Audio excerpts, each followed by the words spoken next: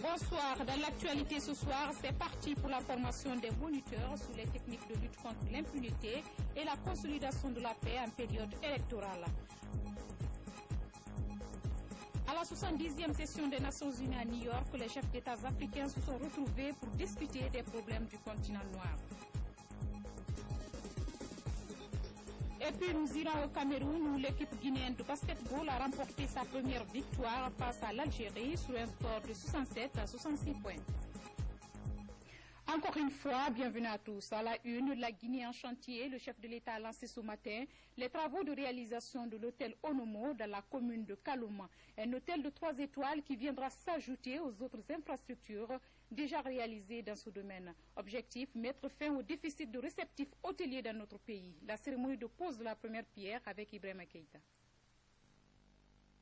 Après la réception des grosses œuvres de l'hôtel Kaloum en ce mois de septembre, la pose de la première pierre de l'hôtel Onomo Conakry est le deuxième chantier lancé par le chef de l'État, professeur Alpha Condé, en moins de 15 jours. Cette infrastructure hôtelière de 3 étoiles aura au finish 112 chambres, 32 appartements, 2 salles de réunion, des espaces de divertissement, des restaurants, des piscines avec une vue sur l'océan Atlantique.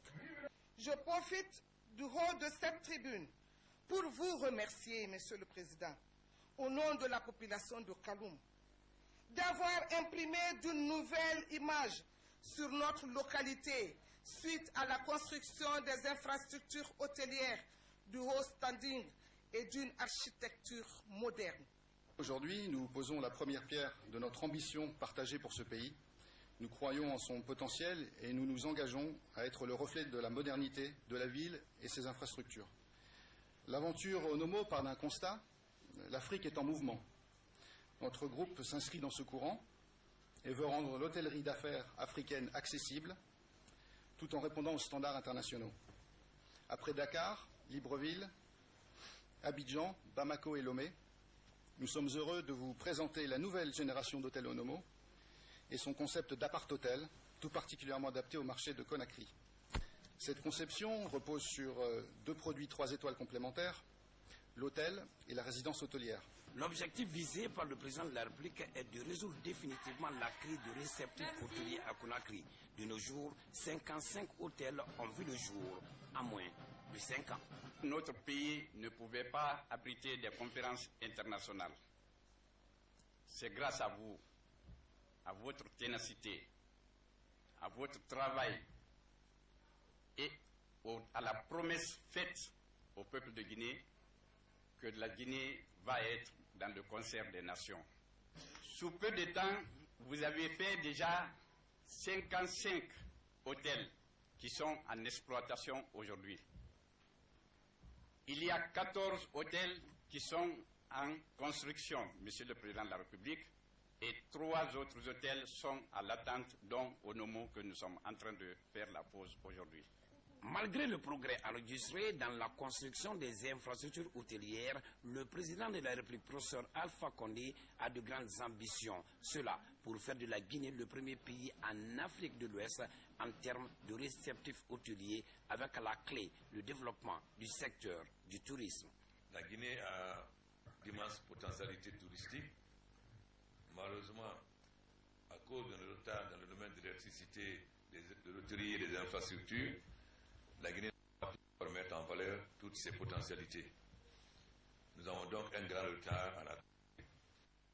Nous avons aussi créé pour les investissements privés. Nous avons fait des efforts, il reste encore beaucoup. Nous espérons qu'avec la fin de l'Ebola et aussi la venue des investisseurs hôteliers, d'autres investisseurs vont suivre.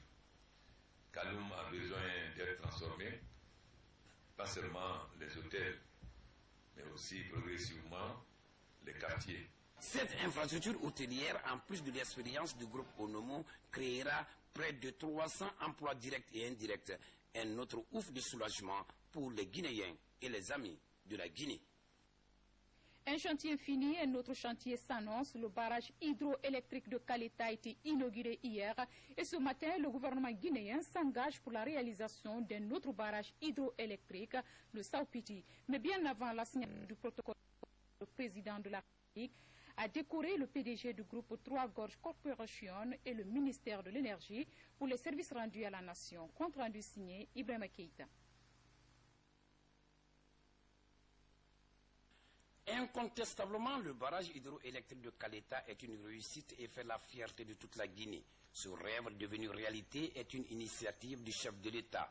C'est justement pour rendre hommage aux hommes qui se sont investis pour Kaleta que par décret présidentiel, le chef de l'État a décoré le PDG du groupe Trois Gorges Corporation de la Chine, l'administrateur de grands projets et le ministre de l'Énergie et de l'Hydraulique. Le grade d'officier de l'Ordre national du mérite de la République de Guinée est décerné à M.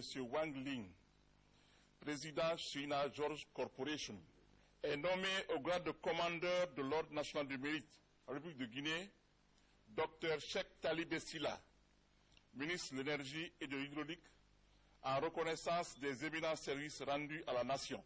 Le grade d'officier de l'Ordre national du mérite de la République de Guinée est décerné à M. Mamadi Kondé, administrateur général de l'administration contrôle des grands projets et des marchés publics. Ce geste de reconnaissance du président de la République, professeur Alpha Condé, témoigne de sa satisfaction de l'implication des récipiendaires dans la gestion et le pilotage du projet de Kaleta.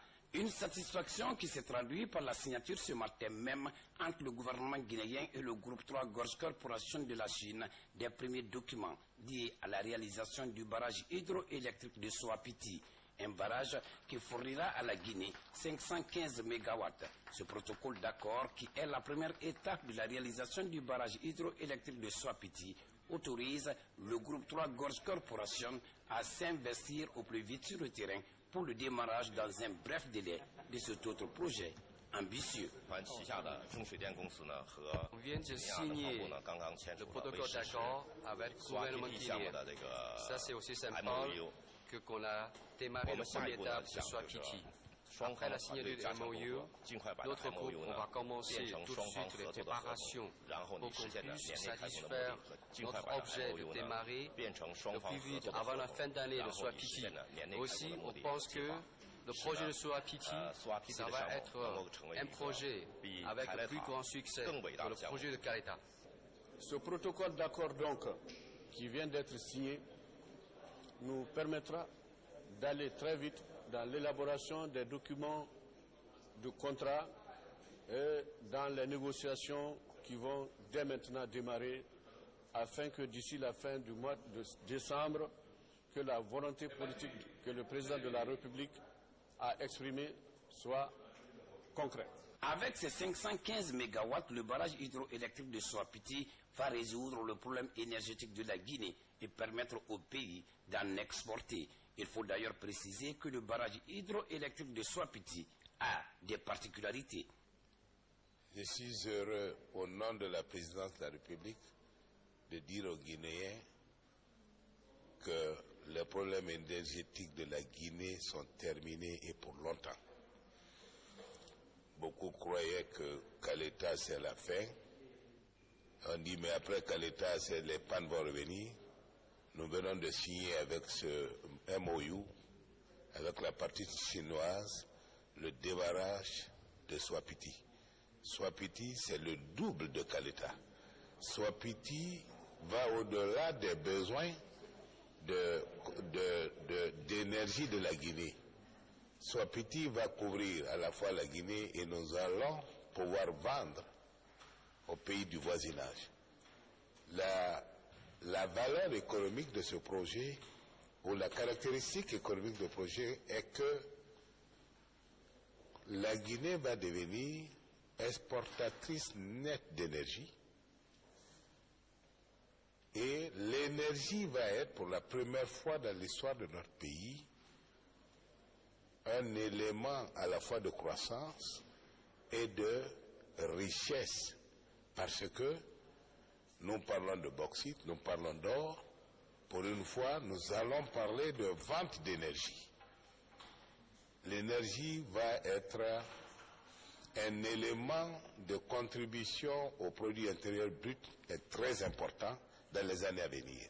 En plus de la création d'emplois, la réalisation du barrage hydroélectrique de Soapiti est aussi une source de revenus pour la Guinée. Le chef de l'État a insisté auprès des partenaires sur la formation des Guinéens. Les Guinéens ont rendez-vous avec l'histoire le 11 octobre prochain pour l'élection présidentielle. À l'arrière-pays, les autorités du pouvoir législatif sont à pied d'œuvre pour un scrutin paisible. Dans les communes rurales de Kissidougou, le président de l'hémicycle a communiqué sur le renforcement de la cohésion sociale et la fraternité. Des précisions en images, Abdoulaye Ninguilande Diallo. À quelques kilomètres de la nationale Kissidougou-Guékédou, voici Solonto dans la sous-préfecture de Kondiadou. Ici, l'activité principale des habitants demeure l'agriculture et l'élevage. Cette localité est au cœur des préoccupations des élus du peuple. En cette période électorale, les autorités du pouvoir législatif intensifient les efforts pour sensibiliser les populations à renforcer la citoyenneté pendant et après le processus. Mon souci, c'est que ces élections se passent dans la plus grande transparence, mais surtout dans la paix. Parce que ce pays a besoin de paix pour que nous puissions, après l'élection présidentielle, nous consacrer au travail de développement afin que nous puissions de sortir du retard qu'il a par rapport aux pays voisins. De Sangardo à Solonto, en passant par Manfaran, Albadaria et Wondebendou, dans la préfecture de Kissidougou, le même message de paix est livré aux populations, ce qui rassure davantage les citoyens à la base. Nous demandons ensemble un président qui peut faire l'affaire de la Guinée. Et si le problème des partis, c'est tout juste le cousinage, ne soit pas une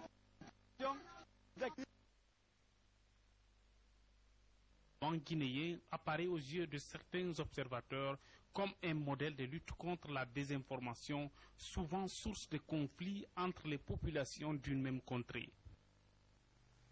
Et puis, cet important communiqué du ministère de la Justice, le président du cadre de dialogue politique demande avec fermeté aux partis politiques de la majorité présidentielle et de l'opposition de transmettre la liste de leurs représentants au sein des délégations spéciales au plus tard le mercredi 30 septembre 2015 à 17h.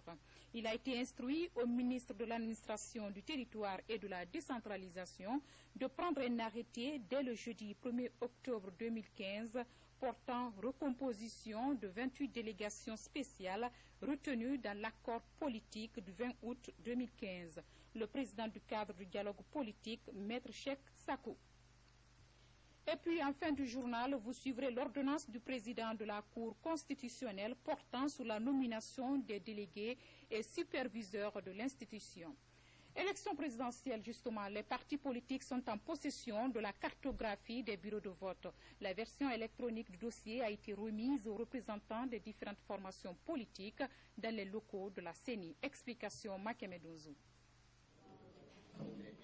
La commission électorale vient de mettre à la disposition de 8 partis en lice les clés USB contenant la situation de la cartographie des bureaux de vote. Des données que l'institution indique avoir réalisées en collaboration avec les représentants des partis politiques au niveau local. Le travail sur la cartographie, le schéma sur lequel nous l'avons bâti, c'est un schéma consensuel, notamment avec les acteurs. Chaque fois qu'il s'agit de construire la cartographie, nous nous sommes rendus sur le terrain, avec les acteurs sur le terrain, pour interroger le terrain, pour dire, alors au niveau de votre localité, comment est-ce que vous pensez qu'on peut mettre, où les bureaux de vote, quel est l'endroit idéal pour mettre les bureaux de vote. Et je crois que tous les acteurs, à commencer par les partis politiques, la société civile, même les médias, tout le monde a été associé à la démarche. On note 15 000 bureaux de vote sur toute l'étendue du territoire national et autres documents que les partis vont étudier pour déployer leurs représentants. À travers cette cartographie des bureaux de vote et de l'affectation de nos électeurs vers les bureaux de vote, le RPG avec ses techniciens vont vérifier si effectivement tous nos membres tous nos électeurs sont affectés dans les bureaux de vote. Aujourd'hui, nous sommes à 14 jours ou 13 jours du scrutin qu'on reçoit la cartographie des bureaux de vote. Il nous faut 2 semaines pour pouvoir installer, parcourir, vérifier où sont tous les bureaux de vote. Il paraît qu'il y a augmentation, on ne le sait. Nous n'avons pas eu le temps, 2 semaines. Il suffit qu'on fasse la cartographie, ce n'est pas possible. Pour plus de transparence, la CENI a remis un autre dossier contenant à la fois le fichier et la cartographie aux représentants de la communauté internationale chargés de la supervision du fichier électoral. Je vous le disais tantôt, c'est parti pour la formation des moniteurs sur les droits de l'homme en période électorale. Objectif, doter la société civile des outils nécessaires pour lutter contre l'impunité, mais aussi de pouvoir mener des activités pour la consolidation de la paix et le respect des droits de l'homme en cette période électorale. Fatimatou Diallo signe ce reportage. À moins de 2 semaines de la présidentielle prévue le 11 octobre, les acteurs multiplient les efforts pour la défense des droits de l'homme. En témoigne cette formation des moniteurs. L'initiative est du Fonds de consolidation de la paix avec un appui financier de la République fédérale d'Allemagne. 200 personnes qui sont prêtes à s'engager pour observation, le monitoring pendant la campagne électorale, pendant les élections, pour que les droits de l'homme sont maintenus. Et je pense que c'est une tâche très importante. Nous soutenons aussi cette monitoring avec un montant de 82 000 €. Nous savons que dans notre pays, les processus électoraux sont des moments de tension, des moments de violence parfois. Et l'objectif de ces formations, c'est d'outiller un certain nombre d'acteurs et de la société civile et du département des droits de l'homme pour essayer de prévenir les sources de violence, les violences, les tentations, les risques. Et lorsqu'il y a violence, de veiller à ce que les victimes de ces violences soient justement restituées dans leurs droits. Ce processus électoral constitue un tournant décisif dans la marche pour la construction d'une Guinée démocratique. Dans le cas spécifique des élections, nous estimons que c'est une période extrêmement sensible et qu'il faut absolument impliquer l'essentiel des membres de l'OGDH au niveau des préfectures, sous-préfectures et chefs-lieux des régions administratives pour procéder à une surveillance et à une documentation en temps utile de tous les cas de menaces de violation des droits de l'homme, mais aussi tous les cas de violation des droits de l'homme qu'on pourrait enregistrer. Des techniques et règles de monitoring seront mises à la disposition des participants. Ainsi, ces moniteurs seront déployés sur toute l'étendue du territoire pour veiller au respect des droits de l'homme.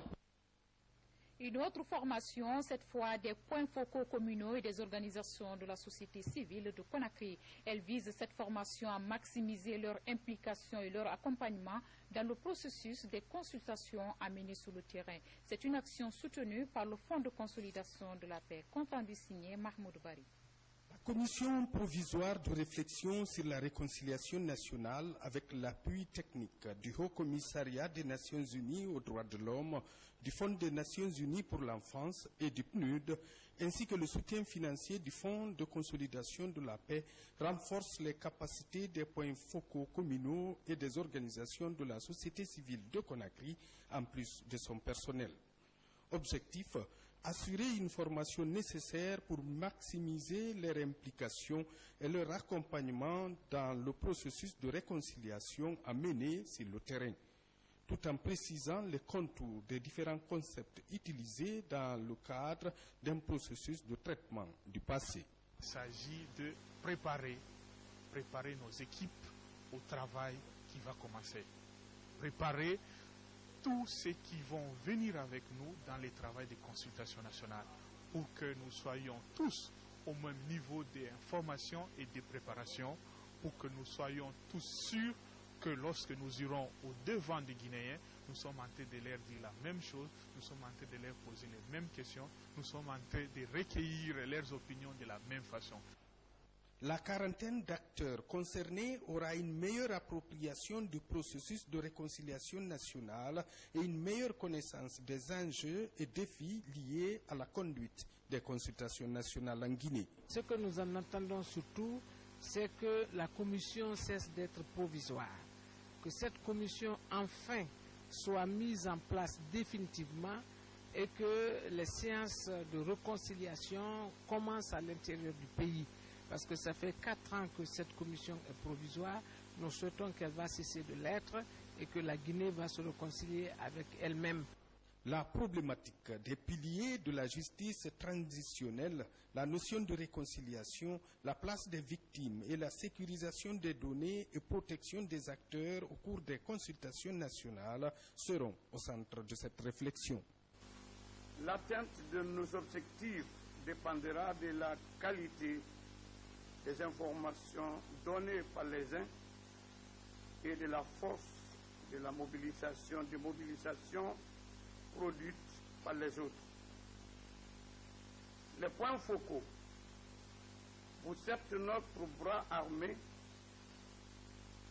au sein de la collectivité.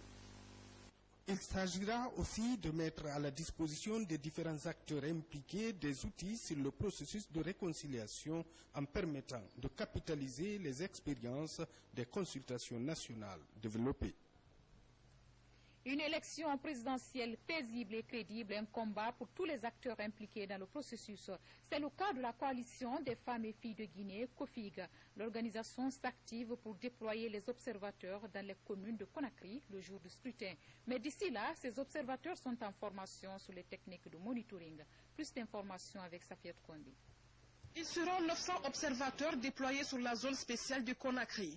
Ils se dotent actuellement de connaissances et outils leur permettant de bien observer le scrutin présidentiel de 2015 en vue d'une meilleure prise en charge des anomalies qui susciteraient les conflits dans les bureaux de vote.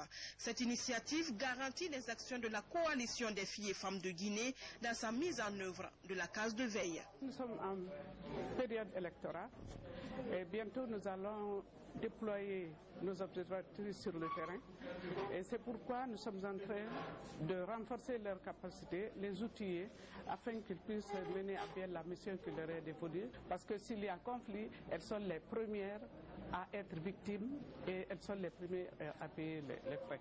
Ces participants, une fois dans leur circonscription, à leur tour, transmettront ces savoirs à d'autres observateurs. Une façon de pérenniser et maintenir un climat apaisé en cette période électorale. Je suis fière d'être une observatrice dans un bureau de vote grâce à la COFIG. C'est nous permettre d'assister aux élections, être observatrice et de veiller à ce qui se passe dans les bureaux de vote et remonter l'information immédiatement. La COFIG est à sa deuxième expérience dans la mise en place de la case de veille. Une case de veille qui nous permet d'offrir à la Guinée des élections à moindre risque. Pendant ce temps, les jeunes volontaires de Koya sensibilisent les acteurs sociopolitiques à adopter un comportement citoyen pour la réussite du scrutin. Le projet intitulé « Campagne de sensibilisation sur l'éducation électorale » a été lancé par la société civile dans la préfecture de Kindia. Mohamed Lamine Kamara. En cette période de campagne électorale, la société civile guinéenne s'implique davantage dans le processus. La mise en œuvre d'un projet de sensibilisation des citoyens sur l'éducation électorale est au centre de cette rencontre de Kindia. Avec le projet, l'Assemblée générale passée a décidé d'organiser cette activité pour interpeller les leaders politiques d'axer leur campagne sur leur projet de société, et non sur l'ethnie et la région. Aussi, sensibiliser les citoyens à faire une campagne civilisée pour des élections apaisées. Le projet est initié par l'Union des jeunes volontaires de Koya. Il va couvrir les régions administratives de Boké et de Kindia. Avec un tel projet, nous sommes rassurés vraiment qu'au sortir d'ici, on peut sensibiliser cette population, ces jeunes, ces militants, afin que chacun vraiment adopte un comportement responsable. À l'issue de cette assise de Kindia, des équipes vont être déployées sur le terrain pour mener à bien une campagne de sensibilisation éducative des acteurs politiques et sociaux pour la tenue d'un scrutin apaisé et accepté de tous.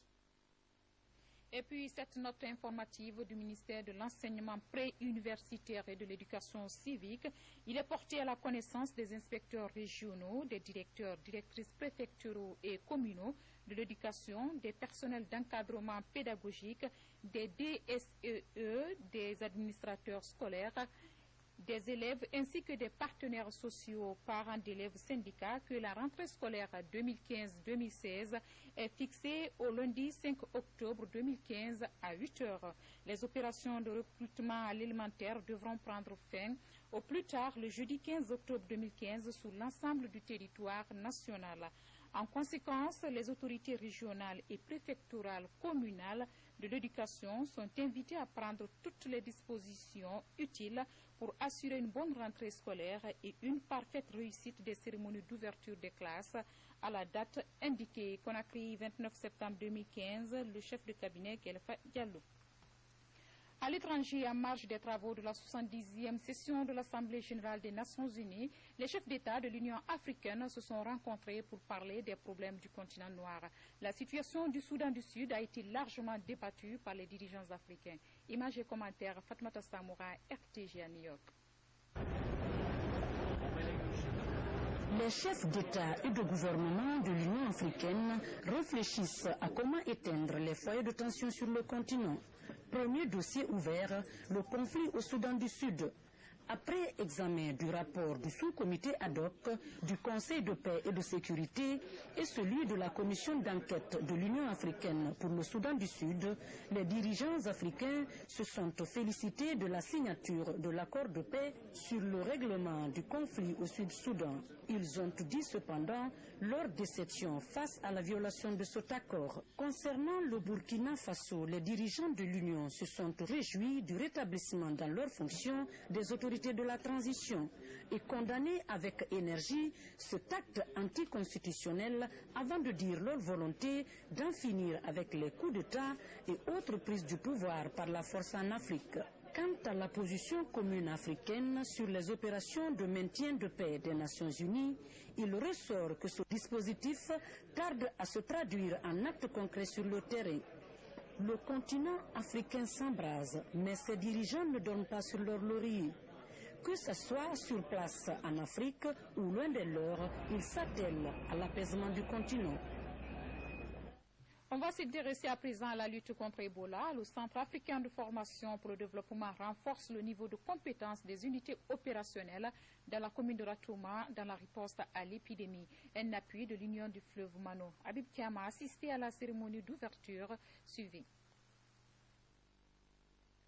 Même si l'épidémie est en passe d'être maîtrisée, le sujet est au centre de cet atelier. Ses symptômes, son mode de prévention et de traitement, tout un dispositif d'alerte communautaire appuyé par l'Union du fleuve Mano. Nous tentons toujours de continuer à remobiliser les populations à la base pour essayer de mettre un dispositif d'alerte précoce afin de renforcer la vigilance contre cette maladie. On se rend compte que l'épidémie est vraiment à bout de souffle, mais vous rendez compte qu'il y a des accalmies de 2 semaines, 3 semaines après, il y a un cas qui surgit par-ci, par-là. En cette période-là, il faut remobiliser d'abord les efforts pour que chacun puisse soutenir les actions des partenaires sur le terrain et ensuite que l'engagement communautaire soit un fait réel. La formation regroupe les responsables des unités opérationnelles de Ratouma. Fort de plusieurs mois d'expérience, leur rôle est d'assurer la coordination de la riposte à Ebola dans leurs quartiers respectifs. Tout ce que je ne me connaissais pas dans le comportement vis-à-vis de la maladie Ebola, ici est étalé devant nous. Alors nous devons nous y prendre, nous devons aussi nous adapter à cet effet. Tous les défis liés à la gestion d'Ebola sont abordés au cours de cette formation. Objectif, renforcer la confiance des citoyens face à une épidémie dont les conséquences économiques et sociales sont énormes pour le pays. Religion à Mamou, les rideaux sont tombés sous la 7e édition du camp islamique de formation des responsables de l'AEMEG. Cette année, le comité exécutif national mise sur le professionnalisme des jeunes musulmans face aux défis de développement. Mamadou Patebalde, RTG Mamou. L'Institut supérieur des sciences et des technologies de Mamou accueille la 7e édition du camp interne de formation islamique des responsables de l'Association des élèves et étudiants musulmans de Guinée AMG. Ils sont venus des 4 régions naturelles de la Guinée pour bénéficier des connaissances sur le professionnalisme pour une ANG forte et organisée. Aujourd'hui, plus qu'hier, les défis à relever sont importants et notre responsabilité, c'est de courageusement y faire face. De tous nos défis, la priorité est celle de notre ressource humaine, de la réforme de notre administration et du renforcement des capacités opérationnelles de nos organes ici et ailleurs, à tous les niveaux. Nous avons choisi ce thème tout simplement pour répondre à une préoccupation. On s'est rendu compte que pour faire face à tous ces problèmes, il faudrait d'abord investir sur la ressource humaine. Donc il faut former cette ressource-là pour qu'elle soit capable de gérer les autres ressources. À travers cette 7e édition, le comité exécutif national décide également d'agrandir l'AMG à l'échelle nationale afin de perpétuer les acquis des anciens fondateurs de l'association. Le monde que nous vivons actuellement est devenu un monde de concurrence. De concurrence parce qu'il y a beaucoup de compétences. À égalité de compétences, on est obligé de sélectionner. Nous allons accompagner l'association parce que quand on parle d'une association des élèves étudiants musulmans, et nous connaissons qu'est-ce que le musulman. C'est un homme de Dieu, de bonne foi, un donateur, un bienfaisateur. Donc, on estime que si les messages donnés sont dans ce sens, que ça va apporter un gouffre de soulagement pour les Guinéens. Le prochain rendez-vous est prévu en 2016. Et puis un mot de sport pour vous détendre. La 22e édition du championnat d'Afrique du basket féminin se poursuit à Yaoundé. Après 2 défaites de la Guinée, l'encadrement technique a bien tiré les leçons. La sélection guinéenne a battu l'Algérie hier lundi sur un score serré de 67 à 66 points. Mami Ebelemo Sekousibi, nos envoyés spéciaux à Yaoundé. Ce match s'annonçait très décisif pour la Guinée qui n'avait enregistré que des défaites depuis le début de cette compétition. Les Guinéennes, plus que jamais motivées pour la victoire, ont réussi à imposer leur suprématie en obtenant à plusieurs reprises la parité au score. Au terme du temps réglementaire, ces joueuses parviennent à s'imposer sur le score de 67 à 66 dans les 10 dernières secondes. Un match de basket se gagne en défense. Si elles ont gagné parce qu'elles ont bien travaillé en défense, et cela est dû à quoi? Parce que tout simplement elles ont respecté les instructions données par le staff. Je ne peux que les encourager, continuer à œuvrer dans ce sens. Je suis super fière, c'était notre objectif. Ça s'est joué à rien, mais c'est mérité. Vraiment, vu les conditions dans lesquelles on a fait cette compétition, les filles en voulaient tellement et je suis super fière. La Guinée, qui compte 3 défaites, une victoire avec 5 points, est classée 5e à l'issue de la 4e journée dans le groupe B. Demain, elle sera opposée à l'Angola, championne d'Afrique en titre, à partir de 15h, temps universel. Bonne chance donc à l'équipe de Sakoba Keita pour le reste de l'aventure. C'est la fin de ce journal. À tous, merci de l'avoir suivi. Excellente suite au programme télévisé.